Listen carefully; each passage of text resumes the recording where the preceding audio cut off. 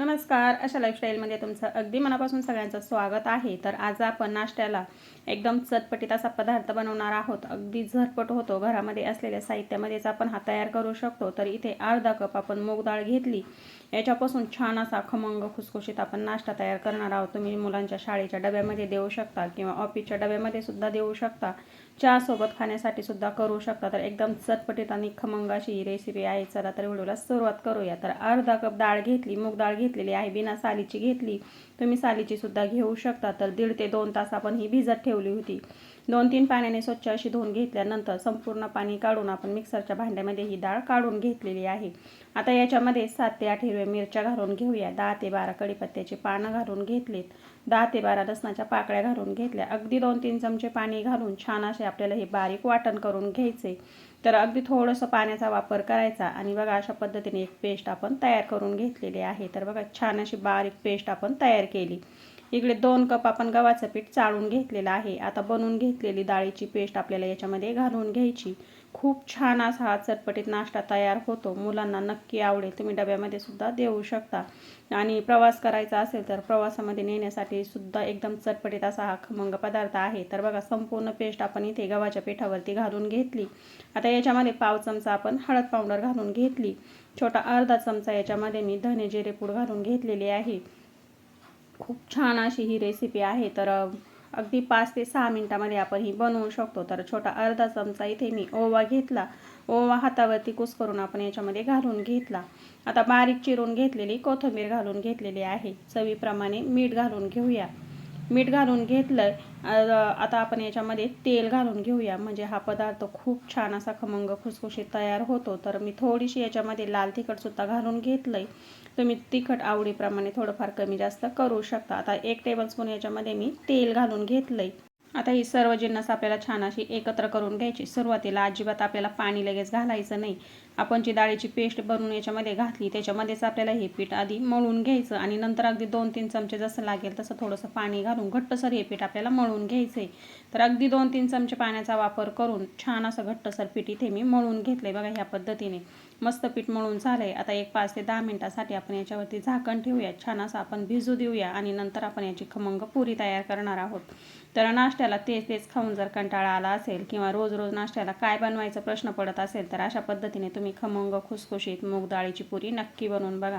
तर बघा 10 मिनिटासाठी हे पीठ मी असंच भिजत ठेवलं होतं. पोळपोटाला आपण थोडासा तेलाचा हात लावून घेतला. याच्यावरती पीठ चांगलं असं मळून घ्यायचं. बघा अगदी मऊसूत छान असं पीठ आपलं तयार झालेलं आहे. खूप जास्त पातळ बनवायचं नाही किंवा खूप जास्त घट्टसुद्धा नाही.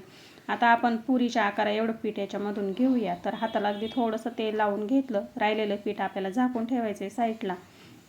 पोळपाटाला अगदी थोडासा तेलाचा हात लावून घ्यायचा आणि याच्यावरती आपल्याला मध्यम स्वरूपाची पुरी लाटून घ्यायची. तर जशी तुम्हाला लहान मोठ्या आकारामध्ये लाटून घ्यायची त्या स्वरूपाची तुम्ही लाटून घेऊ शकता. हलकंसं तेल लावून घ्यायचं किंवा थोडंसं पीठ जर तुम्हाला घालायचं असेल तर थोडंसं अगदी घालू शकता. खूप भरपूर असं पीठ घालायची गरज पडत नाही किंवा तेल लावलं तर पोळपाटाला सुद्धा अजिबात चिकटत नाही. तुम्ही बघू शकता. छान अशी एकसारखी आपल्याला पुरी आता याची मध्यम आकाराची लाटून घ्यायची. तर खूप छान खुसखुशीत अशा या पुऱ्या तयार होतात. अर्धा कप मूग डाळीपासून संपूर्ण कुटुंबासाठी तुम्ही अशा पद्धतीने छान खमंग खुसखुशीत अशा पुऱ्या बनवू शकता. तर बघा छान अशी पुरी इथे मी लाटून घेतलेली आहे. आता ताटामध्ये काढून घेऊया आणि दुसरी सुद्धा ह्याच पद्धतीने बनवून घेऊया. खूप सोप्या पद्धतीने हा नाश्ता आपल्याला तयार करायला खूप जास्त वेळही लागत नाही आणि खूप साहित्यसुद्धा लागत नाही. अगदी कमी साहित्यामध्ये हा नाश्ता तयार होतो. मुलांच्या डब्यामध्ये देऊ शकता. मुलं अगदी आवडीने खातील. तर बघा छान अशी आपण दुसरी पुरीसुद्धा लाटून घेतलेली आहे. आता ह्याच पद्धतीने आपल्याला संपूर्ण पुऱ्या लाटून घ्यायच्या आहे. तर बघा जास्त जाडही नाही किंवा जास्त पातळही नाही, मध्यम स्वरूपाची लाटायची. अगदी पातळ जर लाटली तर कुरकुरीत होते आणि जाड जर लाटली तर मऊ पडते. तर बघा संपूर्ण पुऱ्या इथे मी लाटून एक ताटामध्ये काढून घेतलेल्या आहेत. आता ह्या आपल्याला छान अशा तळून घ्यायच्या आहेत. तर बघा अशा पद्धतीने मी संपूर्ण लाटून घेतल्या आणि एक ताटामध्ये काढून घेतलेले आहेत. आता गॅसवरती इकडे मी अगोदरच तेल ठेवलं होतं तापण्यासाठी. तेल गरम झालं की गॅस आपल्याला मध्यम करायचा आणि मध्यम गॅसवरती छान अशी पुरी आता ही दोन्ही साईडनी तळून घ्यायची. झाऱ्याने अशा पद्धतीने खाली हलकीशी दाबायची म्हणजे पुरी छान अशी टम्म फुगते आणि कडेने सुद्धा अजिबात कच्ची राहत नाही. कडेने सुद्धा छान अशी कुरकुरीत तळली जाते. तर बघा पुरी किती छान अशी टम्म फुगलेली आहे आणि कलरसुद्धा खूप छान येतो. चांगली खमंग अशी आपल्याला मध्यम गॅसवरतीही तळून घ्यायची. खूप सोप्या पद्धतीने खूप कमी साहित्यामध्ये खमंग काहीतरी वेगळा असा चटपटीत नाश्ता नक्की तयार करून बघा. आता ही छान अशी कलरवरती मी तळून घेणार आहे.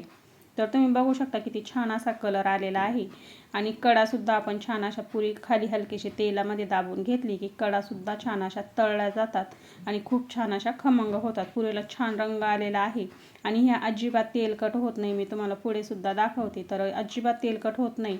पुरी आपण चाळणीवरती काढून घेतली. आता दुसरी पुरीसुद्धा तेलामध्ये घालून घेतली. बघा अशा पद्धतीने झाऱ्याने तेलामध्ये पुरी आपल्याला दाबायची म्हणजे पुरी छान अशी फुलते सुद्धा आणि छान अशी क्रिस्पी होते. चव बाजूनी छान अशी तळली जाते. कडासुद्धा छान अशा तळल्या जातात. आता पलटी करून घेऊ आणि दोन्ही साईडनी छान अशी खमंग खुसखुशीत पुरी तळून घेऊ.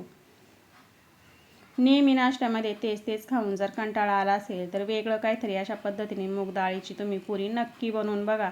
खायला खूप छान लागते. झटपट तयार झाली. जास्त वेळही लागलेला नाही आणि खूप जास्त काही याच्यामध्ये आपण साहित्यसुद्धा घातलेलं नाही. तर दुसरी पुरीसुद्धा इथे मी तळून घेतली. छान रंग आलेला आहे. आता ही सुद्धा आपण चाळणीवरती काढून घेऊया आणि राहिलेल्या संपूर्ण पुऱ्या ह्याच पद्धतीने आपल्याला आता तळून घ्यायच्या आहेत.